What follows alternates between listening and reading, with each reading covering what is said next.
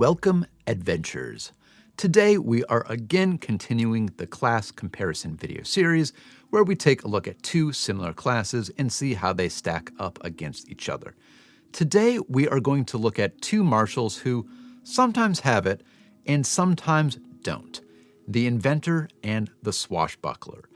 I'm choosing to compare these two because, like other marshals, they have the ability to add extra damage to the strikes they make, but these two can only do so after a successful check of some sort, and specifically a successful check that enters them into a certain state that applies extra damage and does other abilities.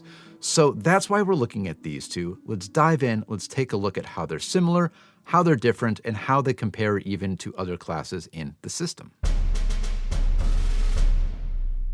And we're going to start with that bonus damage because these two really are pretty similar to each other and actually fairly different than a lot of other classes in the system.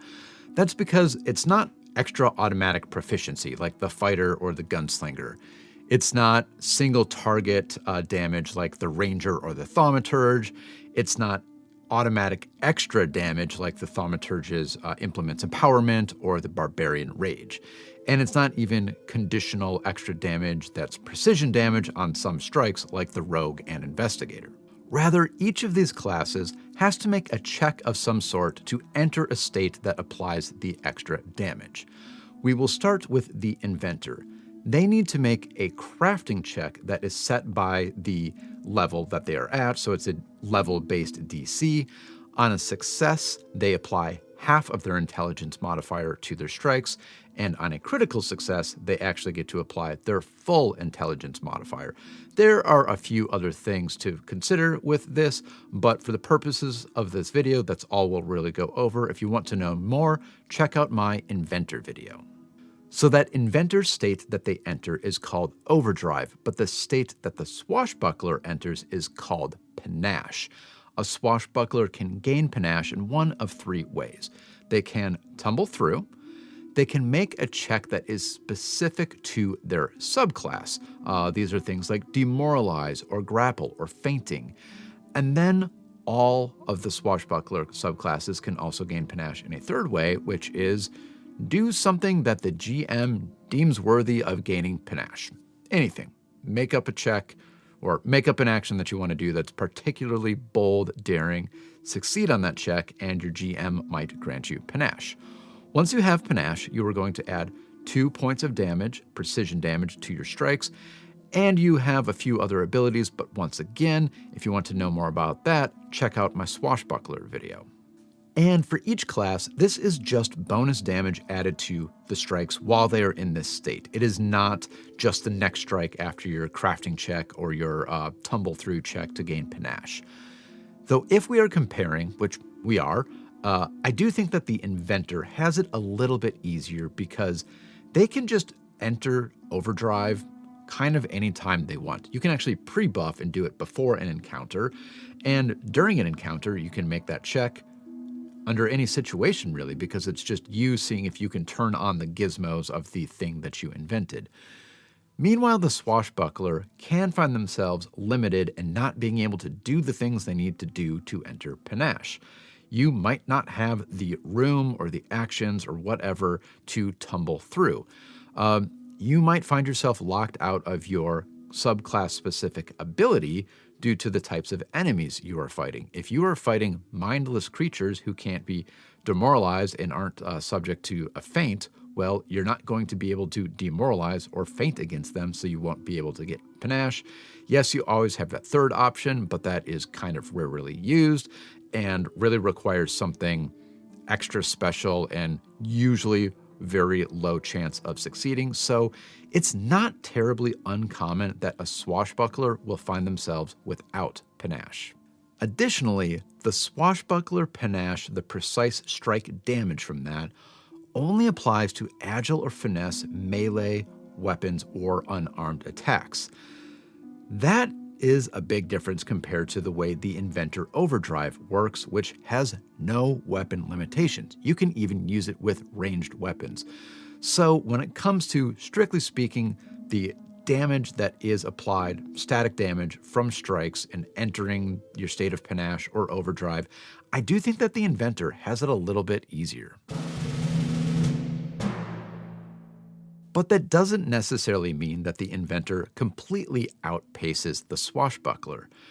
Each class, in addition to having this bonus static damage on their strikes when in their heightened state of overdrive or panache, they have some big moves that they can bust out too. The Inventor has unstable actions, and the Swashbuckler has finishers. We'll start with the unstable actions of the Inventor. These are kind of big moves that you can do while you are in a state of overdrive. The thing is, you can't do them repeatedly. Specifically, they have a 10-minute cooldown, much like a focus spell, though you do make a DC 17 flat check after using an unstable action, and if you succeed, well then you can use unstable actions again, which is really cool. All Inventors have the explode action. You explode, you emanate fire around you, which is really cool, but you can also pick up other unstable actions as you level up, like Explosive Leap. There's lots of explosions when it comes to the Inventor. And the Swashbuckler has abilities called finishers.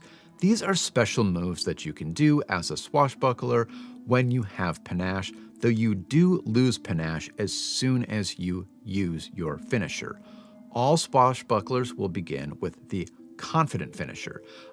This will add an additional 2d6 damage to your strike when using a Confident Finisher, and even if you miss with a Confident Finisher, you still will add half of that 2d6. It's sort of your consolation prize for both missing a strike and losing out on panache. You can pick up additional finishers as class feats as you level up, like the very cool Impaling Finisher. You run your blade through one enemy, and if you kill it, you run it through another that's standing behind it. Good stuff. If you've been keeping track so far, you might think, and I think rightfully so, that the Inventor has sort of a clear advantage. They have an easier time with their checks. They can apply either 2 or 4 points of damage if they have a +4 intelligence, which they will, which is more than the Swashbuckler, and they have an ability to maybe use multiple unstable actions, whereas the Swashbuckler will not be able to use multiple finishers. Though there is one big difference that we should talk about here, and that is the Inventor is intelligence-based, whereas the Swashbuckler, being maybe a bit more of a true martial, is dexterity-based. And remember that the Swashbuckler is encouraged to use finesse agile weapons. The finesse weapons will use dexterity for your attack rolls. This means that most Swashbucklers will roll at least one higher on their attack rolls than Inventors and should land hits more often. Though it is fair to say that both of these classes are fairly multiple attribute dependent. The Inventor, well, they are intelligence-based, and they need that for their crafting checks, but you're not going to attack with your intelligence, so you need to boost either strength or dex, or both if you want to maybe use a lighter weapon that has the finesse trait, but still apply a little bit of extra damage from your strength. The Swashbuckler, yes, is dex-based, and that's going to be very good for their armor and for their attacks and for tumbling through, but you probably want some strength, so you add a little bit more damage to your strikes, and then you have your subclass's skill, which uses charisma for a lot of them, for feinting, for bon mot, for demoralizing, or even a performance check. So yeah, as either one of these classes, you're probably going to have 2, if not 3 stats that you really need to keep up in order to be effective. And while we're talking about stats, let's talk about hit points, because this is a surprising thing about the Swashbuckler. The Inventor has a fairly standard 8 hit points per level. But the Swashbuckler, I always think, would be 8 as well because it's dexterity based, it's kind of a lighter martial, but it is actually 10 hit points per level, which makes the Swashbuckler a pretty tough character on the battlefield. And while we're talking about toughness, let's talk about armor as well. In terms of defenses, the Swashbuckler is trained in light armor only, but they are dexterity based and they're almost always going to have a very good dexterity score, so this won't matter. The light armor is actually perfect for them and they should max out at 18 armor class at level 1, which is really good. That's all you can hope for unless you, of course, you are a monk and their amazing unarmored defenses.